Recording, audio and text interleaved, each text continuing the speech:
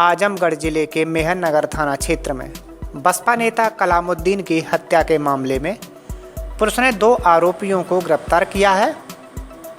ये हत्या की साजिश दुबई में बैठकर रची गई थी। आपको बता दें कि 15 फरवरी की शाम को कलामुद्दीन स्कॉर्पियो गाड़ी से घर जा रहा था। उसी दौरान कुछ बदमाशों द्वारा रास्ते में गाड़ी रुकवाकर गाली गलौज की गई और गाड़ी से उतारकर गोली मार दी।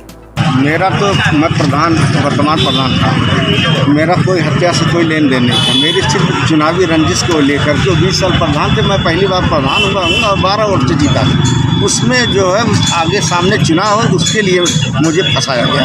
पूरा क्षेत्र पूरा गांव जान रहा है इसके लिए।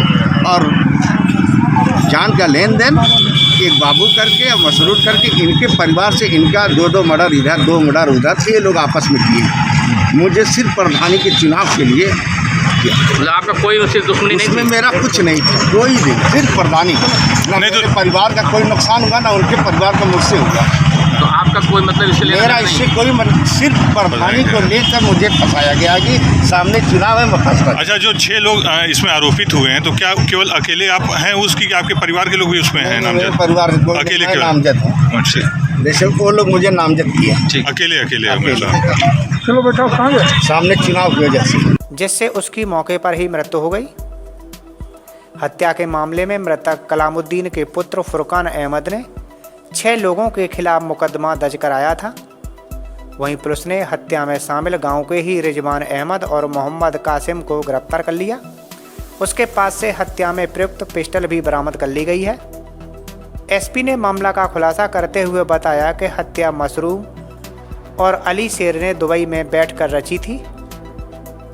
प्लानिंग के तहत 2 अज्ञात शूटरों के अलावा एक स्थानीय शूटर को सुपारी दी गई थी। कलामुद्दीन एक आपराधिक प्रवृत्ति का व्यक्ति था और गांव में उसका आतंक था। उसके भय के चलते अली शेर और मसरूम, जो 2 सगे भाई हैं, वह भागकर दुबई चले गए थे। गांव में जो भी विरोध करता था उसका ये काम तमाम कर देते थे। इसी परिप्रेक्ष्य में 1989 में जलालुद्दीन की हत्या कलामुद्दीन के आदमियों द्वारा की गई थी। इसी के बदले में 2012 में खुर्शीद की हत्या कर दी गई, जो कलामुद्दीन का सहयोगी था। उसके बाद कलामुद्दीन ने 14 सितंबर 2020 को कामरान की हत्या कर दी। देखिए, 15 फरवरी को कलीमुद्दीन जब अपने घर जा रहे थे तो इनकी हत्या कर दी गई थी और उस हत्या में 6 लोग नामजद हुए थे, जिसमें कुछ लोग दुबई में हत्या के समय थे, वो 120 में थे, और बाकी लोग गांव के लोग थे। इसमें आज उस हत्या का पूरा खुलासा हुआ है, उसके कारणों का भी खुलासा हुआ है। इसमें 2 लोग, एक रिजवान और एक कासिफ, ये 2 लोग पकड़े गए हैं और इनके पास से हत्या में प्रयुक्त 32 बोर का रिवॉल्वर भी, पिस्टल भी बरामद हुआ है। खोखे भी इनके पास से बरामद हुए हैं और कारतूस भी इनके पास से बरामद हुए हैं। घटना के बारे में जब इनसे पूछताछ की गई तो उनके द्वारा बताया गया कि ये जो मृतक था कलामुद्दीन, ये आपराधिक प्रवृत्ति का था और दुबई में दुबई से जो अवैध कारोबार किया करते थे गांव के लोग, उनकी रंजिश के आधार पर पहले भी इस गांव में मर्डर हुए हैं। इसने कलीमुद्दीन ने पहले 1989 में एक मर्डर किया था अपने साथियों के साथ और फिर दूसरा मर्डर 2020 में दूसरा मर्डर इसने किया, वो भी विपक्षियों का किया था। उसी रंजिश में इसका मर्डर किया गया और इसमें जो दुबई से बैठ के जो कारोबार किया करते थे उसकी प्रतिद्वंदता के आधार पर ये मर्डर, पहले भी मर्डर हुए थे और अब भी मर्डर किया गया है।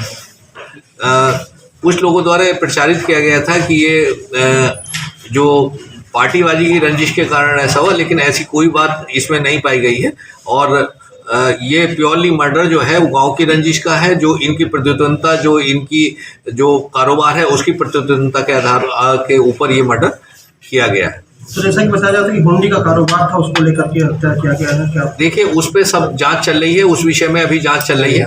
और क्या इनका कारोबार था, क्या लोग कहते हैं कि कुछ अवैध कारोबार था, कुछ हवाला का कारोबार था, लेकिन उस विषय में अभी जांच चल रही है, उस विषय में अभी हम कुछ कह नहीं सकते। लेकिन जो बात सामने आई है, जो आपस में बात है, वो यही है कि इनके उस कारोबार के कारण ही ये मर्डर हुआ। ये इनकी CDR से भी एस्टेब्लिश हुआ है कि जो प्लानिंग हुई वो एक दिन पहले हुई और 15 तारीख को ये मर्डर हुआ। सर कितने लोग हैं वो, उनकी गिरफ्तारी कैसे की जाएगी और कब तक होगी? देखिए, जो बाहर लोग बैठे हुए लोग हैं, उनका एक प्रोसीजर है और वो जो हमारा विदेश मंत्रालय उसके थ्रू वो यहाँ से गिरफ्तारी वारंट लेके जाएगा और वो उसके आधार पर फिर इनका प्रत्यर्पण होगा और उनके विरुद्ध कार्रवाई की जाएगी।